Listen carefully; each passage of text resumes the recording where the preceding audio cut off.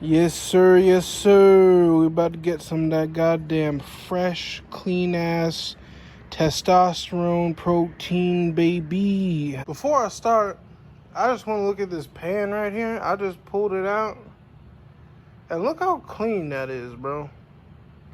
It's just fucking clean, bro. I didn't even fucking like wipe it down for the camera or nothing right now. Like fucking, I just pulled it out right now, and that means that I'm doing a good job because like if you start slacking on shit like that, especially like living in the back of your vehicle, that shit can start to smell, bro, and that's not good. But it looks like I just noticed that right now. It looks like I'm doing a good job. That is a Paul-sized portion right there. 12 eggs cooked and ready to go. Check it out. I got these brand new slacks for work. So I'm 100% ready.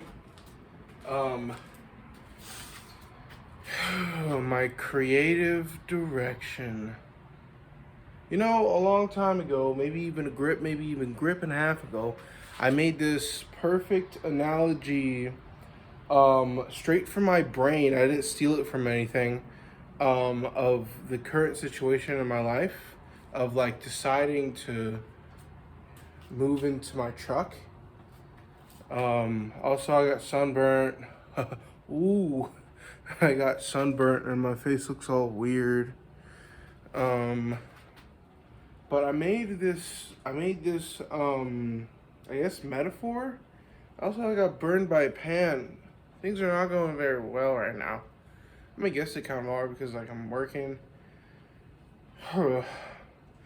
But I made this metaphor or little story of exactly how my life was going, and I was deciding if I was going to move into the back of my truck, which you can't really see because it's all black. If I was going to move into the back of my truck, or if I was going to continue to pay rent and live inside of my apartment in North Hollywood. And I made the analogy of it felt like as if I was like way out in the middle of the ocean, and I was like in a boat that was anchored to the bottom of the ocean, this immovable boat. And that was me living inside of the apartment. And I had to make the decision to either stay in this boat and wait and hope and pray that somebody would come and rescue me, or do I jump? Do I jump and swim for as long as I possibly can in hopes of finding land?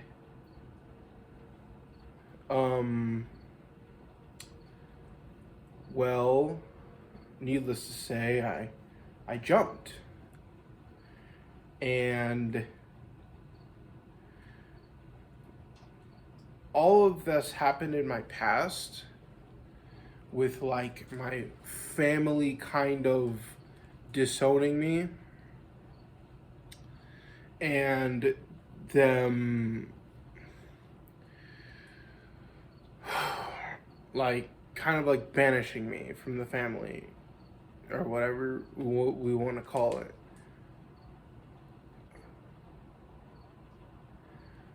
From going from inside the psych wards and the hospitals and the therapists, my dad bringing me to the therapist and then never meeting with that therapist, to being arrested and going through the 90-day program, speaking to the judge, him saying if you stay in the 90-day program, living in a halfway house across from Van Nuys courthouse for 90 days, and me accomplishing that and going through all these things, and then my family just kind of finally, we're done with you.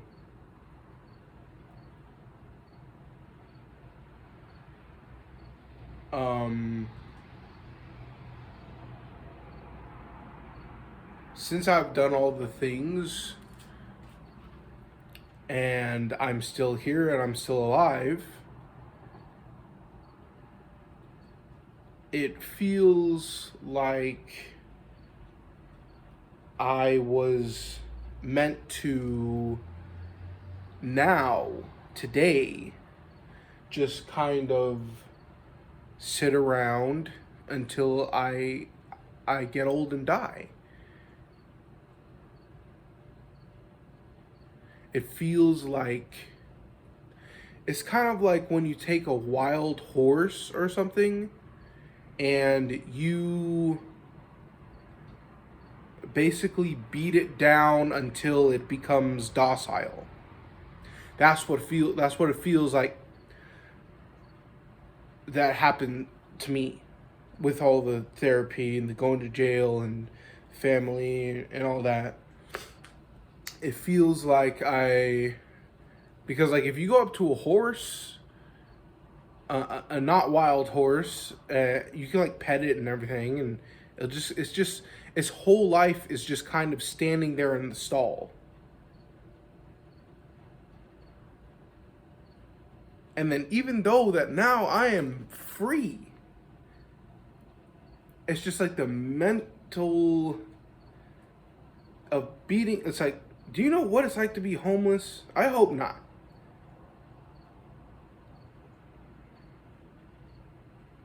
Of like, damn, society got me good. Because even now, it's just like, it feels like all of society is built. And, ooh, I think I'm onto something. I'm about to say something really nice. I think it's all designed to keep you docile. Aha. And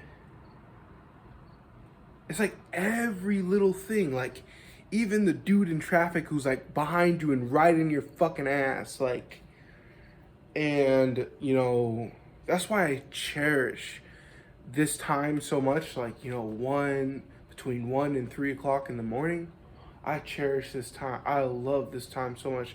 Even when I was like a 10-year-old little kid, being up at like this time and just sitting there and thinking, and being able to have this freedom.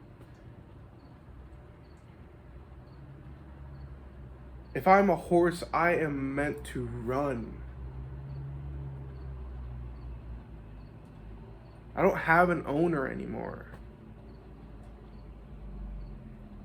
You know, even getting out of the psych wards and the 90-day program, and then after that, the government housing, it's just like I kind of had like an owner of like, you know, the people of the government housing. They're always there. It's just like my room was right here, and then the office was like right fucking next to me, you know, and I proved myself in that government housing as well. I got my own room eventually, because when I first moved in, you know, you share the room, and I was the only person, because they help you get a job, and like, you know, I was working 2 days a week, and it's 2 days a week at like, I think it was 8-hour shifts or 6-hour shifts or something like so minuscule. But it's just like, I think it's like you have to do like 100 or 200 hours on 2 days a week. And so it was like a long ass process. And I was the only person to finish it. And then after that, they're like, congratulations. I'm like, what do I do now? I'm like, I'm like, oh shit. So I went beyond that. And I just, you know, by my lone self, just like looking around, I fucking got on a bus. I got my security guard card again, and I got me a full-time job. And when I took, like, they were shocked. They were like, yo, this government housing program is like for people, but you're basically just supposed to fail. You know? Especially it pissed me off so much. In the government housing, It's just like, how do I explain it to you? It's like this: the apartment, the government housing is right here, and then right around the corner, there's a big apartment building that's like gated and everything like that, and then that's the permanent government housing. And then they're just tagging me along for long. Oh yeah, we're gonna try to help you. We're gonna try to help you. Oh, sorry, you make too much money.